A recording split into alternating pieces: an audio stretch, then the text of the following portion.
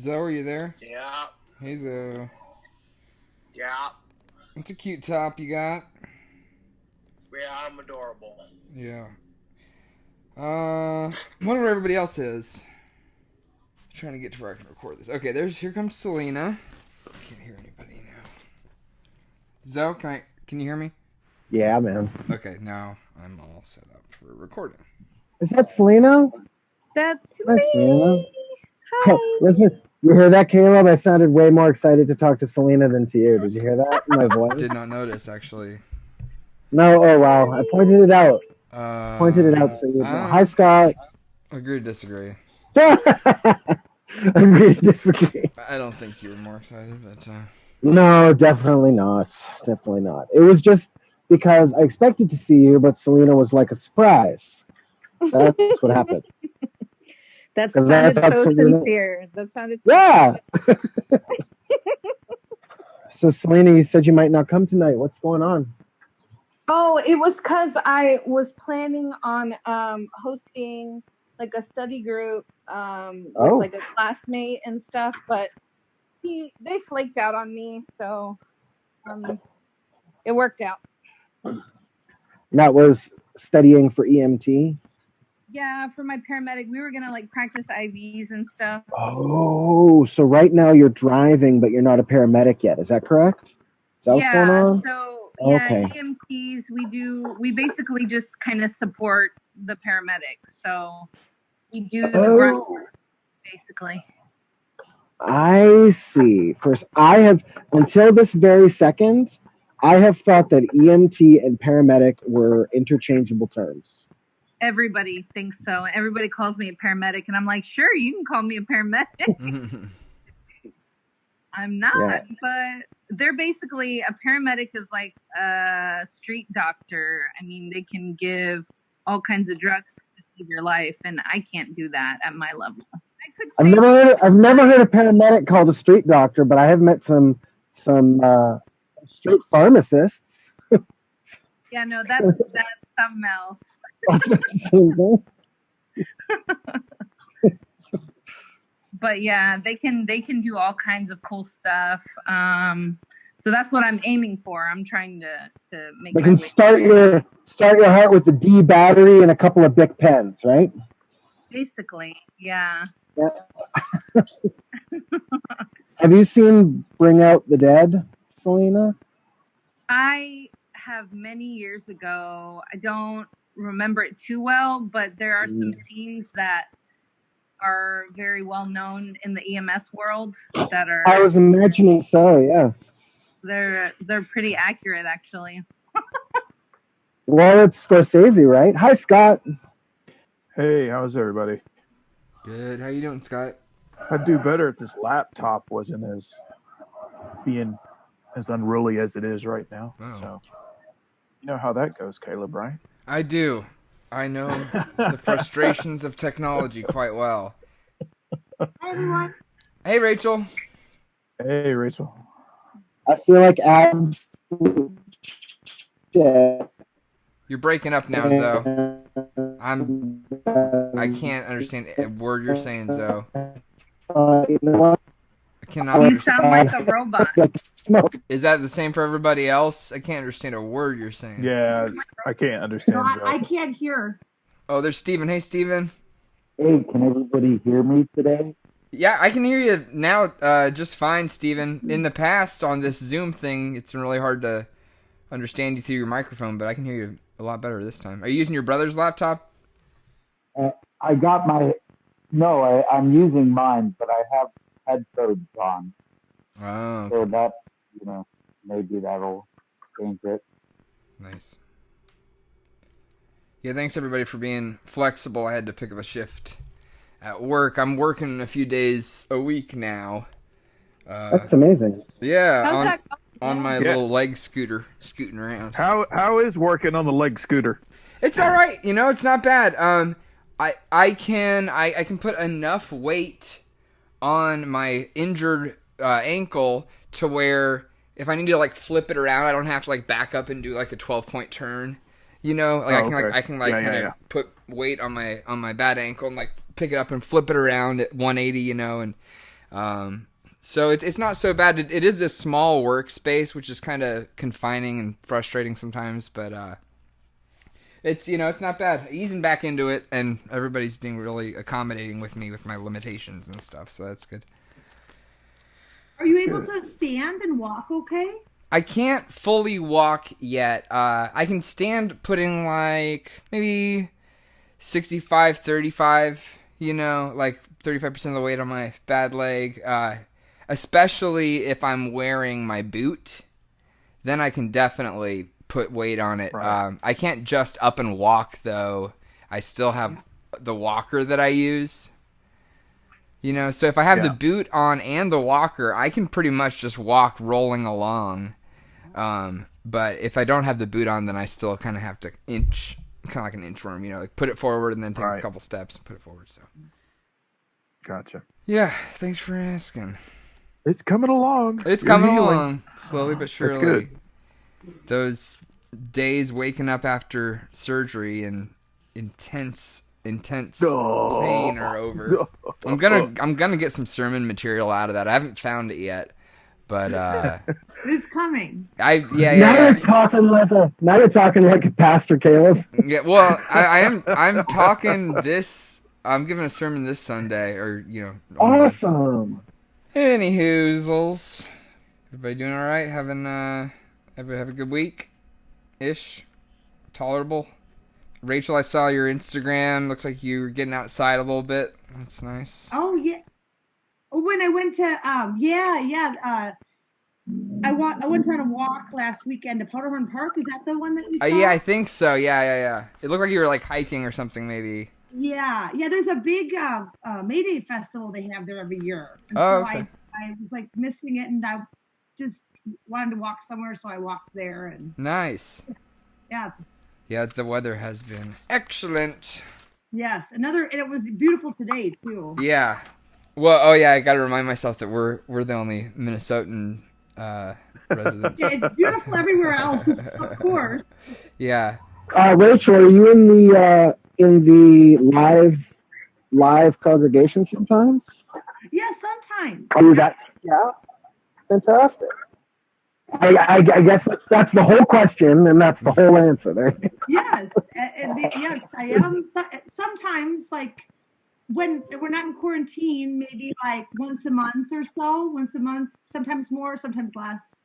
Yeah. Do you attend somewhere else as well, or is this the main deal? Yeah.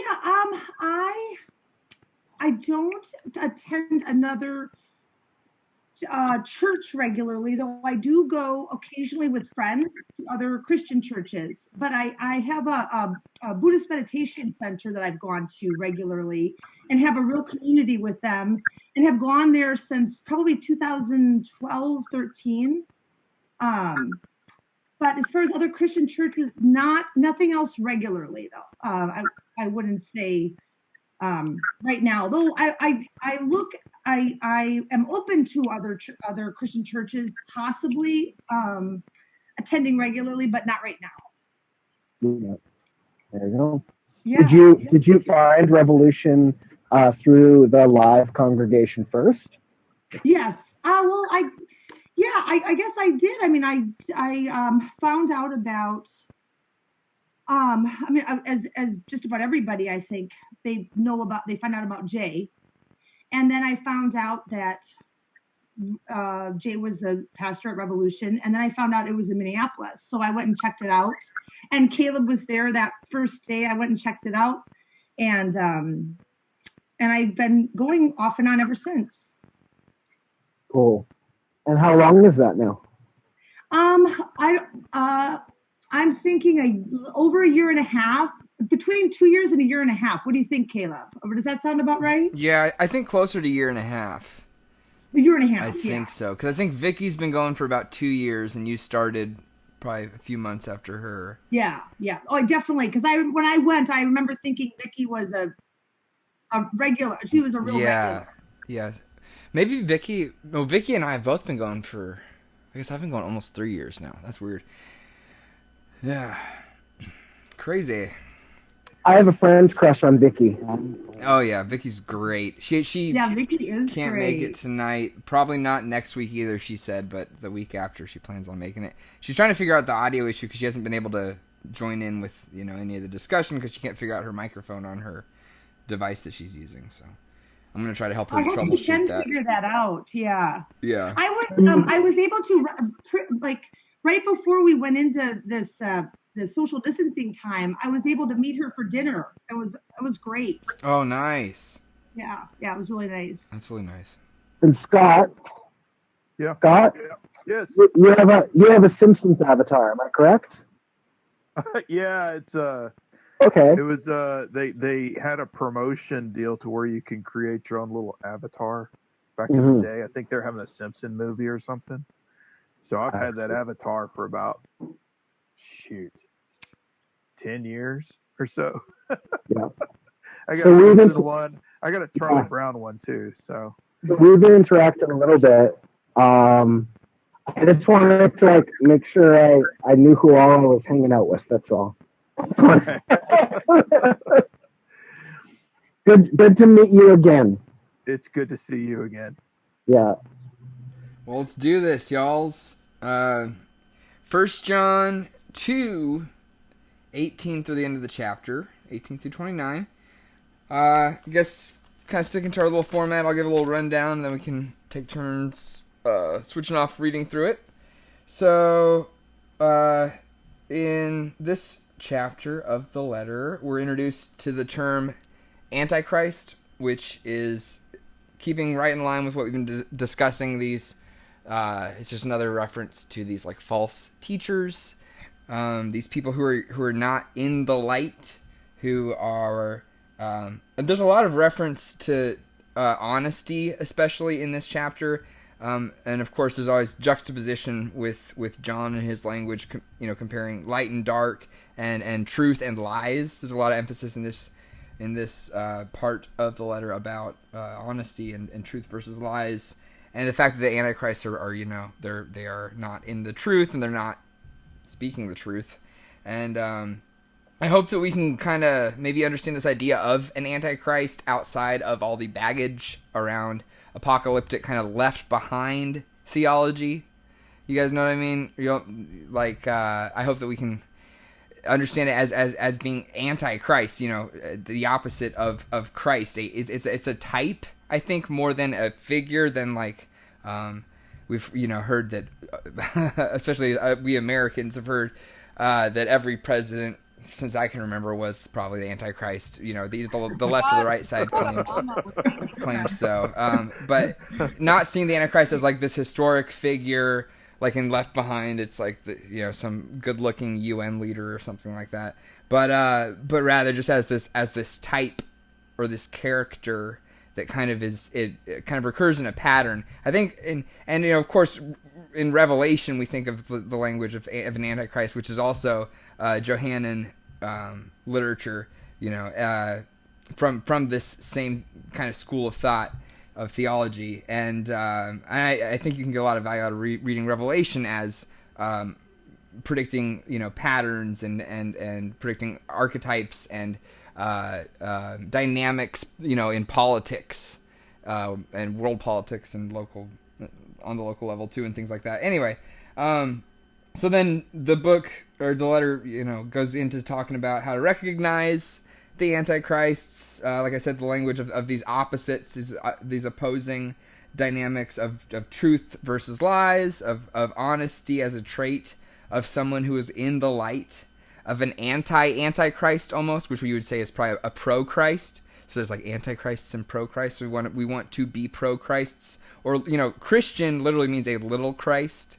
That's what the term literally means. So we're being pro-Christs, we are being little Christs. And then in verse 22, it kind of gets theological again, talking about this being in the Son is being in the Father, and being in the Father is being in the Son, and kind of this whole idea of the Word being God is kind of referenced again. And then, just kind of wraps up its thesis statement about truth being a defining trait of someone who's in the light. So, that's my little synopsis there. Shall we read through. Let me find my. There we go. 1 John 2. Would anyone like to take a chunk? Let's do maybe 18 through 18 through 20. 18 through 20. Anyone want to do that? Can I do the first one? Can I Okay. do the first one? Yeah, you want to do it? Can I do the first one? Yeah, please. Yeah. Okay. I pulled up one that says Antichrist everywhere you look.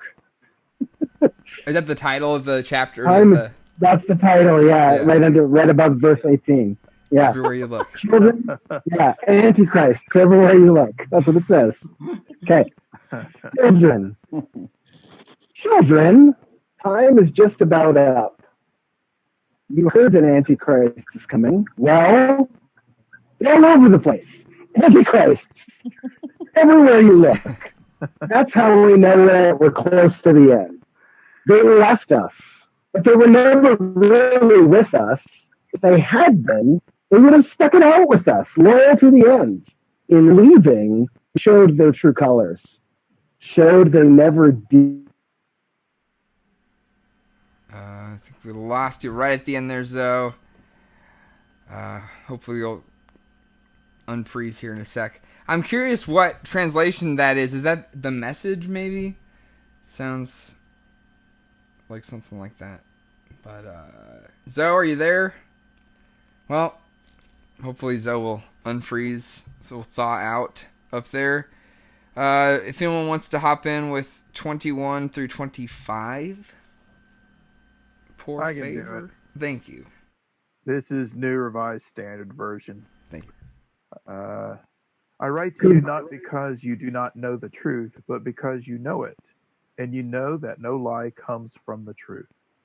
Who is the liar but the one who denies that Jesus is the Christ? This is the Antichrist, the one who denies the Father and the Son. No one who denies the Son has the Father. Everyone who confesses the Son has the Father also. Let what you heard from the beginning abide in you. If what you heard from the beginning abides in you, then you will abide in the Son and in the Father. And this is what he has promised us, eternal life. Very nice. Yeah, so you're back. We lost you there for a little bit. Did you get to hear the end of my reading? Yes. What translation was that? Was that like The Message or something? Do you know? I don't know if you can. Okay. Well, I think we lost Zoe again. Anyway, anybody? Does anybody want to? That'll be like the running question throughout the night. We're trying to find out what translation that was that Zoe was reading. We'll slowly ask. I couldn't hear you. I'm sorry. No, you're fine. You just keep freezing up. We keep losing you. That's all right. Do you know what translation it was you were reading? What translation I was reading? Yeah. Oh, that was mine. I just did a quick translation before the. That was you. No, that was the Message. That was the Message? Yeah, that was the Message. You have your own version. I want your version. Yeah. I think an audio, like an audio tape of you reading. Yeah. Oh, you enjoyed it? Would be an excellent item. Yeah, fun. that's your homework for next time. It was fun to read. I liked where it went. Okay, so what verse are we on? I haven't heard anything. Okay, we just left off at 25. Correct? Yeah. Okay. If Hopefully anyone won't freeze out. If anyone would like to jump in on 26, well, we just finished it off. 26 through the rest of the chapter, so 29. Or I can do it if nobody wants to. I'm sorry, I don't read the Bible. Oh, that's all right. Oh, You don't have to read the Bible. I'm sorry. I'll do it. Okay, go for it, Carolyn. Okay. I write these things to you. No offense, though, but I'm not going to give you... You're just going to freeze up. We're just going It was a freeze. Nothing will happen. I write these things to you about those who are trying to deceive you. This is the ESV, English Standard. But the anointing that you received from him abides in you, and you have no need that anyone should teach you. But as his anointing teaches you about everything, and is true and is no lie, just as it has taught you, abide in him. And now, little children, abide in him, so that when he appears, we may have confidence and not shrink from him in shame at his coming.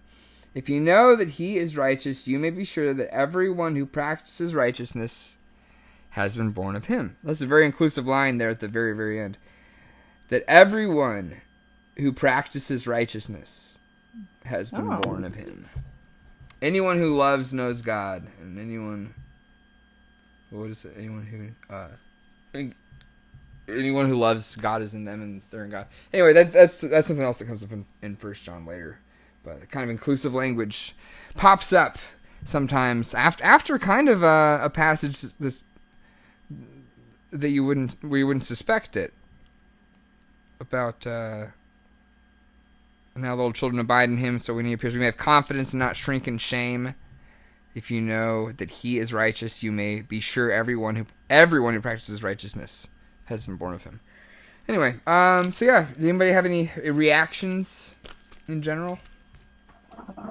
Well, I basically have a challenge with 1 John because the way he flops back and forth and saying, well, it's like, the Antichrist, they do this, so you know they're not with Christ. But if you do this, then you're with Christ. And it's so easy in the translation to get lost in what they're trying to say. You have to slow yourself down and okay, what exactly are you talking about again? You have to read through it again. So that's the challenge. Gets all kind of twisty in how they present themselves. Do you feel like it's inconsistent, like the traits of of people in the light or not in the light, of the Antichrists and the other, the pro-Christ? I don't think it's inconsistent. I think you can. It's one of those things to where it's not as solid of a communication of their message for me. Maybe back then that's kind of how they presented it. People understood it better. But it gets all muddled up in there with the way they present it. So it can be confusing somehow. Yeah. Even though it sounds like it's very direct, at the same time, it's still, I can't follow along half the time. Yeah. Any other thoughts, reactions? I really like what you mentioned, Caleb, about the term Antichrist. You kind of talked about it in terms of more like as an idea, it being sort of the opposite of being pro-Christ. And I like that. I like what you said for several reasons, but one of them is that growing up, I heard, and the interpretation I always got of everything was everything was literal. And this is a really good construct, the construct of a Antichrist, to go back and look at not as literal, but as an idea, as something that's not this thing that's really out there in the world, or it could be, maybe it is, but also to look at it in a different way, maybe metaphorically or as an idea. And like what you said, being the opposite of pro-Christ. So I appreciate you bringing that up. Cool. Yeah, and I feel like approaching it like that, number one, you're not dismissing the idea that it could be literal. You're not dismissing the idea that there could be, one singular representation of this, or this could be a reference to one specific thing. And you're also almost saying it's even more true than we presumed, because it's so true that it can emanate to multiple applications, and you can see it in multiple places and multiple times, and contexts. Yeah, it opens the meaning up so much. Yeah. When you don't just go with just literal. Yeah. And not to, dismiss or discredit the literal or anyone who reads it that way. I'm just pointing out another way to read it, probably in large part because I too was brought up to read it literally. And so I'm just reacting, I guess. Oh, it looks like, okay, we have 10 minutes left. I scheduled this dang meeting. If we get cut off, I'll just start it up again. I scheduled it so that it wouldn't cut us off, but I guess I did it wrong. Anyways. I like the idea of being Antichrist. Of what? I like the idea of being an Antichrist. Oh, okay. Because to me, it's almost delusional to be like, oh yeah, I'm going to be like Jesus. It's like, no, you're not. You're a human being. So you're never going to be Jesus. Mm-hmm. So trying to always have this standard here and be like, okay, this is where we need to be at, but then constantly feeling shame and guilt and like self-hatred because you're not Jesus doesn't really make any sense. So to me, it's like, well, is being an Antichrist all that bad? That's kind of where I've been at probably the past few years of like, you know what? Actually, I don't have that many problems with the idea of an Antichrist. It's like Jesus was Jesus and like he's supposed to be God. We're not. Mm-hmm. We're just human. And so like me personally, it just makes me think of me trying to like recover my humanity mm-hmm. and realize like come to terms with it and actually admit to myself like, oh, I'm actually human. Yeah. You know, 'cause like depending on what denomination you are, like the denomination I came from, they're like, oh no, we're all spiritual beings and stuff. That's all fine and everything, I guess. But like, again, in reality, in everyday life, you're going to do human things because you're human. You're going to have feelings, emotions. You're going to, you know, be imperfect. You're going to hurt people. People are going to hurt you, you know? So, yeah. I don't know. When I think of Antichrist, I almost think of like human. And to me, I know there's like a whole interpretation of like making the Antichrist into like this being or whatever that's supposed to like, you know, have power and take over whatever. Like I did the whole Left Behind thing too. I read like all the books. I was really into it. But like to me, I have a lot of Satanist friends, and it's so interesting to me how they take a lot of these figures and icons and symbols that are, you know, kind of villainized or demonized, and they'll kind of pick them apart and look at them. And to me, I think a lot of us can find attributes or pieces of ourselves in those symbols. And to me, that's not necessarily something to say like something to be ashamed of or guilt or whatever. It's more of like, why? What about me? What about me is like an Antichrist, and why am I like that? And is that a big deal, or is it just part of being a person? You know, I don't know. That's just what this is making me think of. Yeah, I think that when like your ethic or your goal is to rebel against what is established, or not to rebel even necessarily, but to flip things on their head, or to see things from a new light or from a refreshed light, or to, you know, embrace like revolution or change or a progressive mindset of things moving forward, then yeah, like when your environment is Christianity, then yeah, there's going to be a lot of value definitely in flipping things on their head. Like in like Paradise Lost by Milton, you know, it empathizes with Satan as a hero, or I guess technically an anti-hero, but yeah, I think that, you know, obviously this is not obviously written by someone with Christianity as a reference point. To them, they're they're probably maybe not making up the term Antichrist. They're probably borrowing it from something in the Greek language, but for sure, like reading it from the lens of, especially you as a PK, as a pastor's kid. Yeah, I'm a PK, all right. So yeah, for sure, there's a lot of, especially when the idea of being Christ-like has become synonymous with like being like a performance-based thing, like of meeting up to being something that is unachievable, then that's super toxic, and you need to step back from it for sure. I can luckily try to approach it from without.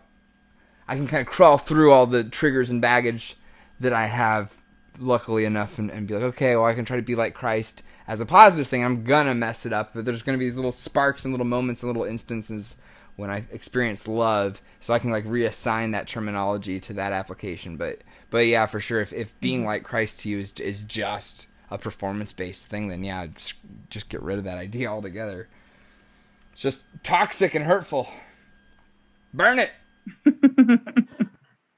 Yeah, I know a lot of times growing up, you always see the term Antichrist. It's to an individual, it's to a character. It's a lot of times it's like the devil. It's being assigned, that label's being assigned to it. But in going through here in this passage, it's really just describing folks who is preaching a message that is not the Christian message that this author is saying should be told. I mean, that's really what it is on here. And so it takes away a lot of that power within that terminology, and that it's a really evil person or something like that. It's just really somebody who is not sharing the same message as what the author of the passage is sharing type there. So it kind of dilutes that a little bit for me. So, I mean, I really, at one time it did kind of have that powerful meaning in my mind, but I've kind of grown away from seeing it that way. And, it's all right type deal. It's just differences of opinions are being shared here. And this is, one person who is, putting a warning out to a congregation. So. Mm-hmm. Yeah, it's interesting too. He says they were once with us, but then they left or whatever. Yeah, so it's like in their thought and how they were approaching their faith and their theology is really kind of what it is here.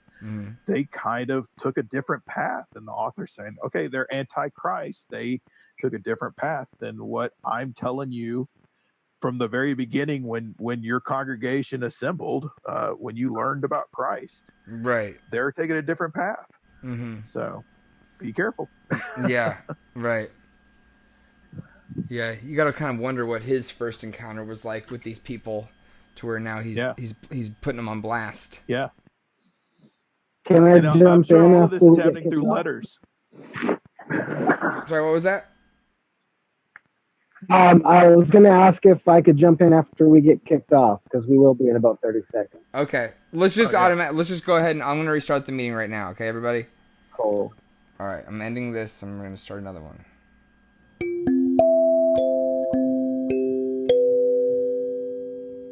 Hi, Caleb. Hello, Zoe. Okay. See, I was excited to see you.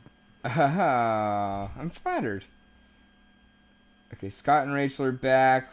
Waiting on Steven and Selena. Well, we can just pick up where we were.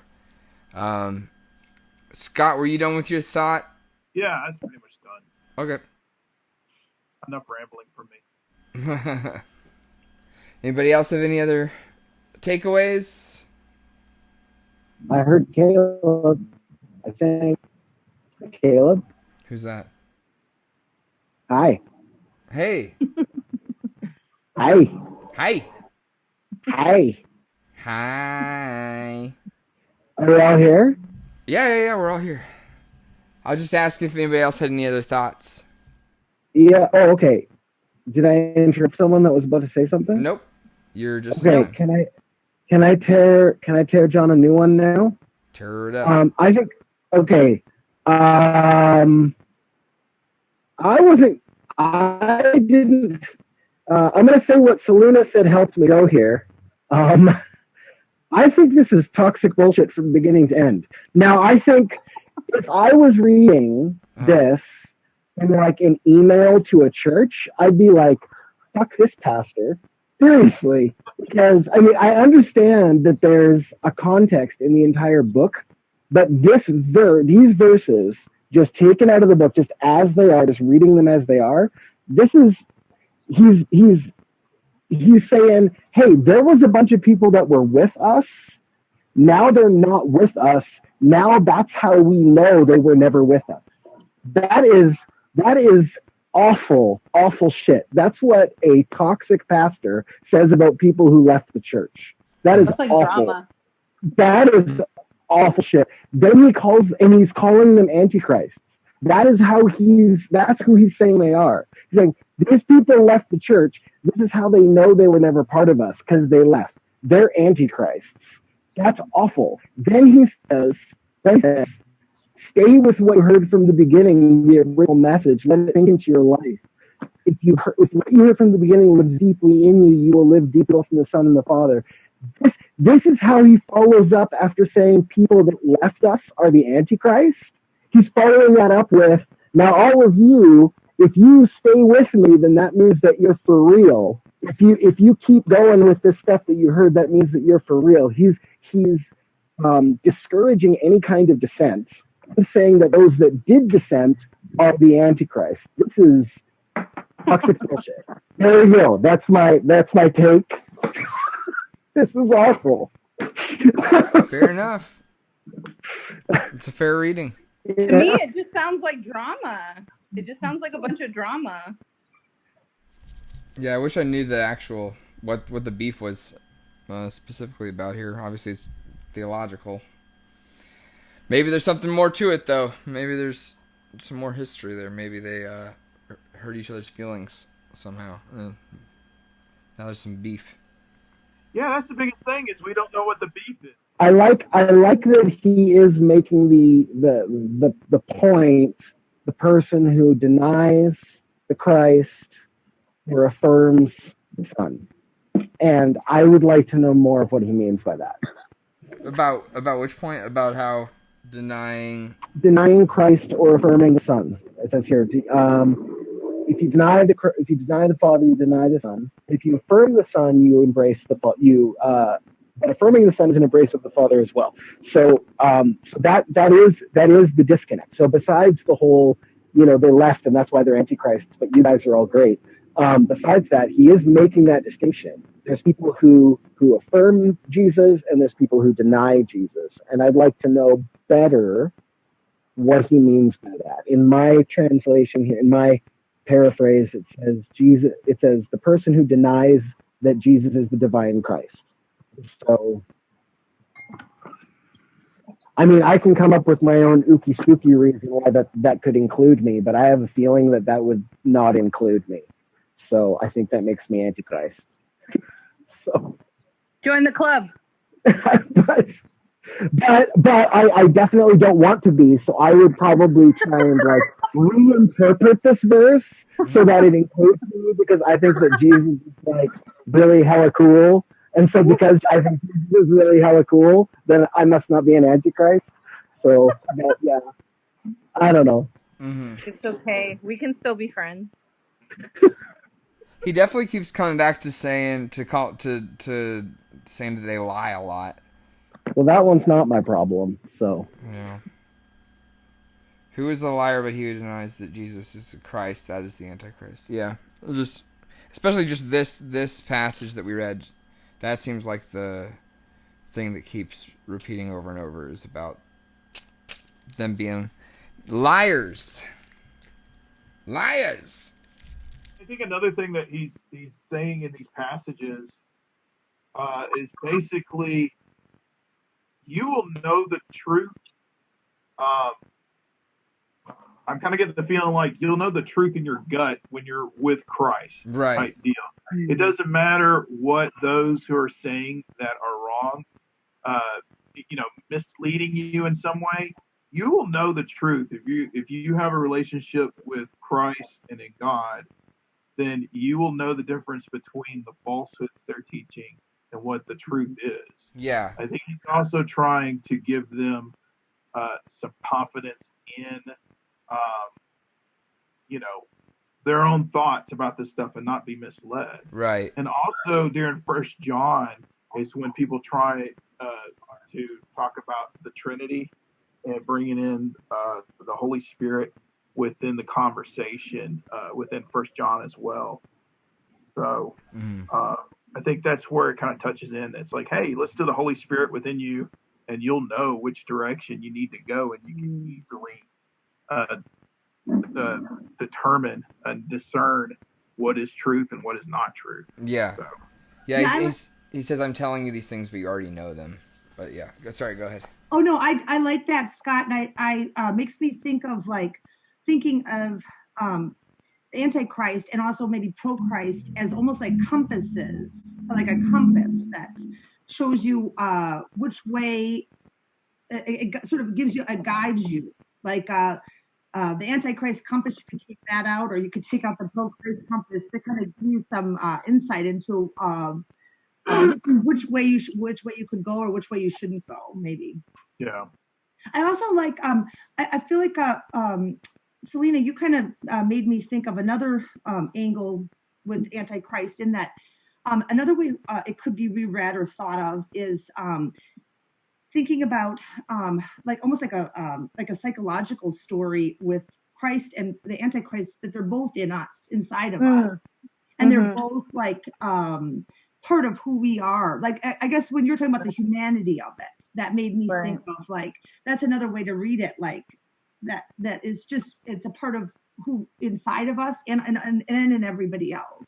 I like that, Rachel. Because that interpretation doesn't put it in who's in and who's out. Right.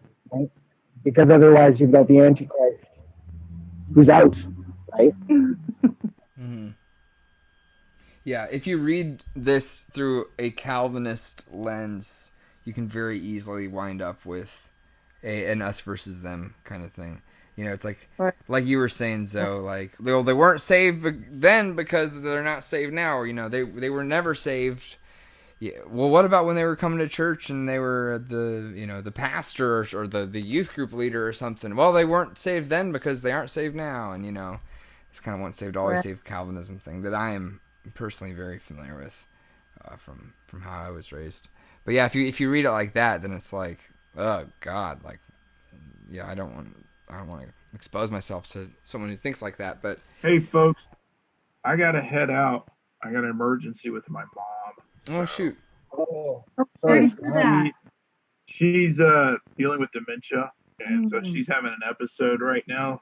She thinks her mother's in the hospital, and giving my dad some grief. And her mom's passed away about 5-6 years ago. So, oh God, yeah. So good on you.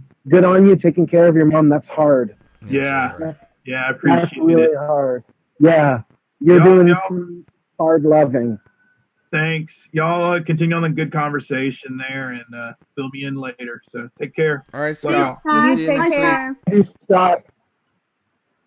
Caleb, Sorry, Zoe, what's that? I just admitted someone in, which means that the Zoom meeting thinks I'm in charge. Yeah, So- I know it thinks you're in charge. You should take charge. Oh, I don't know how to take it back over. I'm not worried about it. Okay. Anyways, unless anybody else has any more thoughts, I think that's a good place to wrap. Anybody else? I agree. No, I think it's a good place to wrap up. Okay. Well, let's read, I think, the first 10 verses. Yeah, the first 10 verses of chapter 3 for next week, if you want. And if you don't, I don't give a shit. That just sounds like something an Antichrist would say. Cool. We love you anyway, Caleb. I'm a pro-Christ and anti-Christ clothing.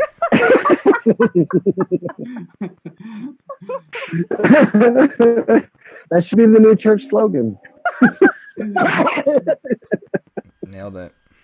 All right. Love y'all. Talk to you in a week. Bye. Yeah. Bye, everybody. Take care. Bye.